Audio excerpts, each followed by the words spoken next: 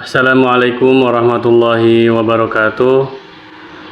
Teman-temanku sekalian, alhamdulillah pada kesempatan ini kita sudah masuk ke materi dasar prinsip pendekatan dan teknik bimbingan dan konseling. Yang pertama, dasar bimbingan dan konseling. Bimbingan dan konseling memiliki beberapa dasar yang mendasari pandangan tentang hakikat manusia. Ya, yang pertama, dasar bimbingan dan konseling adalah dasar filosofis. Dasar filosofis itu merupakan pandangan tentang hakikat manusia, kebebasan dan tanggung jawab. Kemudian dasar psikologis, yaitu teori kepribadian, motivasi, dan juga perkembangan individu seseorang. Yang ketiga, dasar sosial. Dasar sosial merupakan nilai dan norma masyarakat sebagai konteks perkembangan peserta didik. Dan yang keempat, ada dasar religius, yang merupakan nilai spiritual, moral, dan juga ajaran agama sebagai pedoman hidup manusia. Kemudian prinsip bimbingan dan konseling meliputi kerahasiaan. Kerahasiaan itu termasuk kerahasiaan data dan masalah klien, itu harus kita jaga.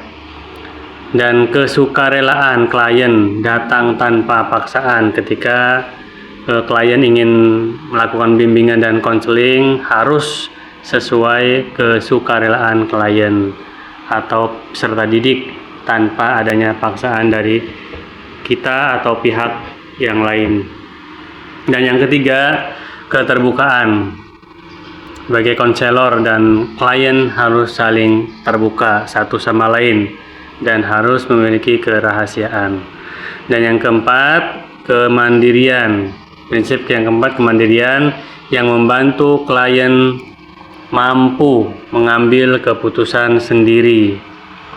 Nah, kemudian prinsip yang selanjutnya ada kegiatan yang berkelanjutan. Kegiatan yang seperti apa? Itu adalah proses tidak berhenti di satu sesi saja. Jadi harus ada keberlanjutan. Seperti itu ya. Dan kemudian ada individualitas, yang mana setiap individu itu memiliki keunikan tersendiri dan perbedaan tersendiri yang memang harus bisa saling menerima. Dan yang terakhir ada prinsip keterpaduan. Terpadu dengan program pendidikan dan pembinaan karakter peserta didik atau klien yang memerlukan bimbingan dan konseling kita. Kemudian yang ketiga ada pendekatan dalam bimbingan dan konseling. Yang pertama, pendekatan humanistik yang fokus pada potensi dan harga diri individu. Ada pendekatan behavioral, yaitu fokus pada perubahan perilaku yang bisa diamati. Kemudian ada pendekatan kognitif juga yang mengubah pola pikir negatif menjadi pola pikir yang positif. Dan yang keempat atau selanjutnya ada pendekatan integratif yang menggabungkan beberapa pendekatan sesuai dengan kebutuhan.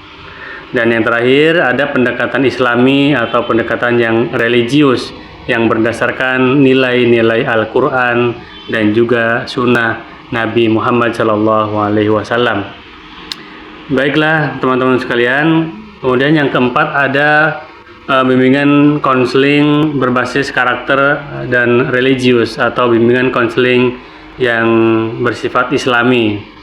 Ada beberapa hal dalam bimbingan konseling yang berbasis karakter atau religius ini. Yang pertama adalah konsep dasar bimbingan konseling Islami.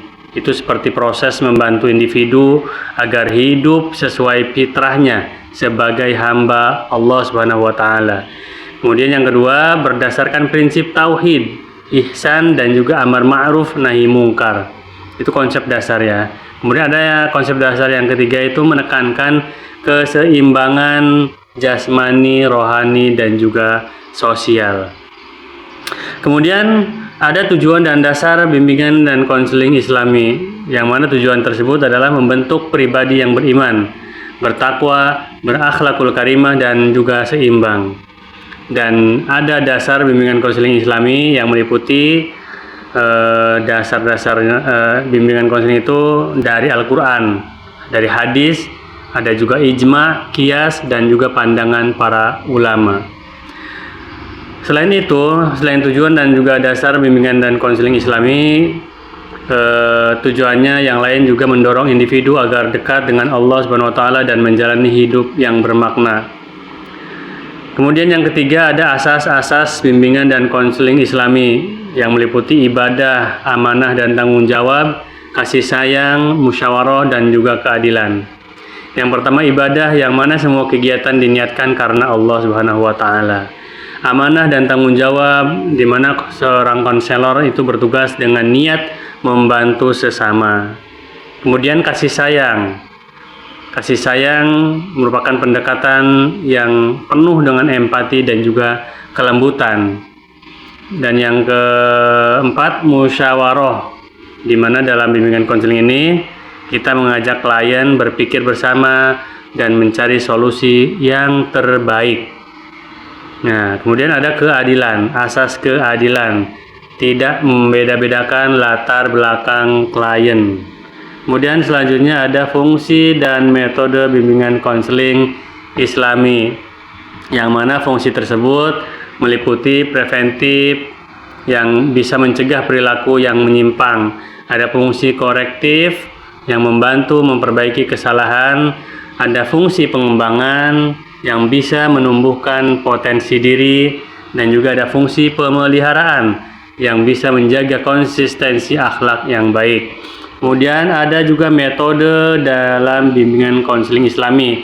Yang pertama metode tersebut adalah ada metode nasihat, ada juga metode keteladanan, ada metode dialog Qur'ani dan juga nabawi, dan muhasabah dan juga tadabur, ada metode berdoa dan juga berzikir, di mana di antara kita baik konselor ataupun klien harus bisa sama-sama berdoa ya untuk mencari solusi terbaik, di mana kita dan juga klien bisa mendapatkan solusi tersebut dengan atas izin Allah Subhanahu wa taala. Kemudian ada syarat menjadi pembimbing atau konselor Islami, yang mana syarat-syarat tersebut meliputi yang pertama beriman dan juga bertakwa kepada Allah Subhanahu wa taala, berakhlak mulia dan menjadi teladan bagi klien, kemudian menguasai ilmu bimbingan dan konseling serta ilmu agama,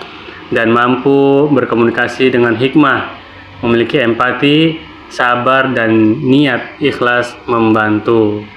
Itu saja mungkin mind map dari saya, mudah-mudahan bisa memberikan pengetahuan atau perkembangan atau pengembangan dalam hal bimbingan dan konseling, dan bisa kita terapkan bersama-sama setelah kita mengikuti mata kuliah bimbingan dan konseling tersebut.